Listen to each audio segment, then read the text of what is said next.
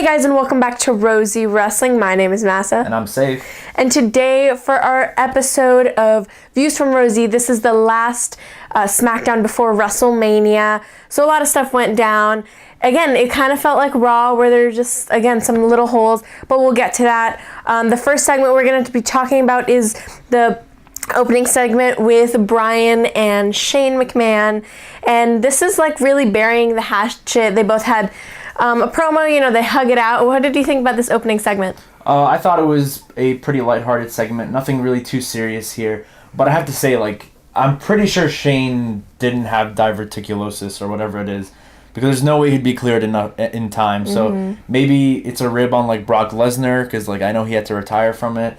So maybe they're just trying to poke fun at that. Maybe he does have it, but I don't know, something miraculous happened. And they started wetting Daniel Bryan, which really got me pissed off. I mean, the whole what chance is just overdone, especially here at Daniel Bryan, someone who everyone's excited to be back as a wrestler and stuff like that. So why are you wetting him? It really takes away from the moment and just... It really does. But we move on to... we're still in the same talking point with Daniel Bryan and Shane McMahon, but later on in the night, Sami Zayn and Kevin Owens do come out.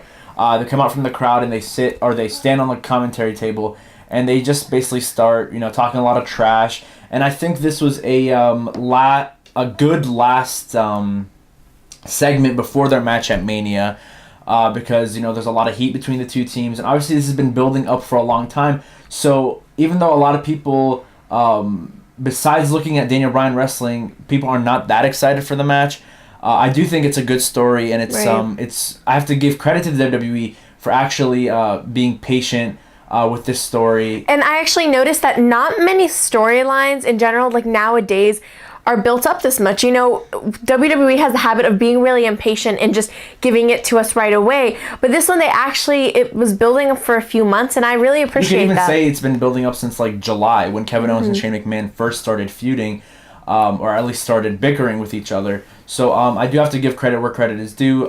They might have gotten lucky with Daniel Bryan being cleared, unless they knew it the whole time. But yeah, overall, I thought this was a good segment. But moving on to our second talking point, I want to talk about the U.S. Championship scene. Obviously, we have Rusev getting added to the Fatal Four, or the Triple Threat match. Now it's a Fatal Four-Way match. He had a match against Jinder Mahal, and he beat Jinder Mahal. Now, we talked about this on Raw with Seth beating Finn. Does that basically eliminate Rusev from winning the match at Mania? See, I kind of want him, and it's between him and Jinder. Those are the two people I actually want to see them win. I don't know. I don't like how, again, that's a little bit predictable. But I guess what they're trying to do is make Rusev look strong, because he's probably going to lose at WrestleMania. And I like how he's at least featured a little bit more. But I don't really know what their plan is. Honestly, before they added Rusev, I was all in for Jinder Mahal, and I wanted this match on the pre-show. But now that Rusev is in it, it really changed the whole dynamics of the match. Rusev, probably one of the most over guys in the company, maybe a little bit after Daniel Bryan, and probably level with AJ Styles. So I feel like he needs to have a big win at WrestleMania, but I'm not sure if they're going to carry out with it, because honestly, they really haven't pulled the trigger with Rusev. Same thing with Braun Strowman on Raw. They really haven't done anything of note with Braun. They've made him look strong, but that's about it. But also, before this, he wasn't even featured. So at least now they're putting him in a featured spot, and they understand how much of a draw he is. If they didn't, he would have probably been thrown in the Battle Royal. You know? At the end of the segment, it's Randy and Bobby Roode standing tall. For me, I don't want to see any of those two guys holding the title. Randy, obviously, I don't care for him anymore. And Bobby Roode hasn't, even though I really like Bobby, he hasn't clicked with the audience. Especially as a babyface. I think if he was exactly. NXT heel. But also something I did enjoy was Aiden English, helping out Rusev, and him standing tall just for a little bit, and then he got thrown into the RKO. Of course, that was a good RKO, Yeah, I think push. Aiden and Sunil will also have some fun outside of the ring at WrestleMania. But moving on finally to our last talking point. So at the end of the night, we have Chad Gable and Shelton Benjamin against AJ and Nakamura. And this was not the best of matches, but it really didn't have to be. See, my question to you is, do you think that instead of having a tag match. They could have done like a different type of segment. Do you think they needed to have a match for what it like led to?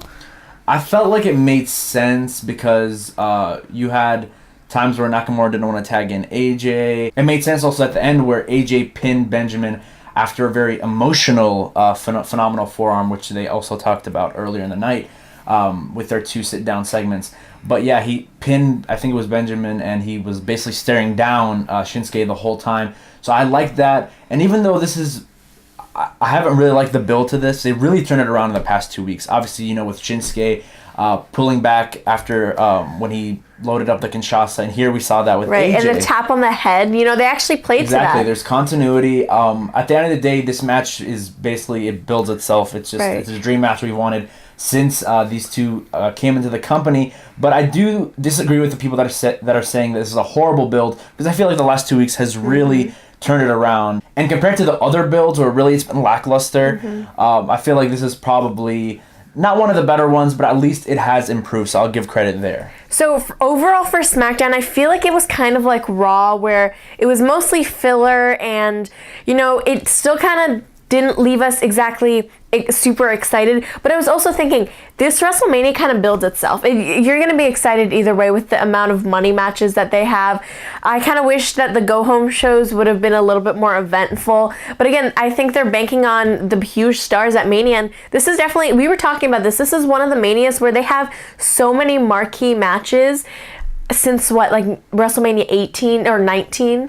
Yeah, for sure. I do give them credit there. For, you know, putting a lot of these big money matches, but at the same time, yeah, the builds have not really been great, and WrestleMania does sell itself, but still, like, we want, as fans, we want to come in not just excited, but we want to be like over the moon, right? Which I don't think anybody is at this point, because the builds haven't been that great. We also have our Rosie Rewind, where we're going to review WrestleMania 18, so we review classic pay-per-views on that show, and then obviously we have a takeover review, which will be up Sunday morning, and then our WrestleMania review. So this is a packed week for this channel, so I hope you guys enjoy all of that. But tell us what you guys thought of SmackDown in the comment section below. Don't forget to like, share, and subscribe to Rosie Wrestling, and we'll see you guys in our next video. Bye!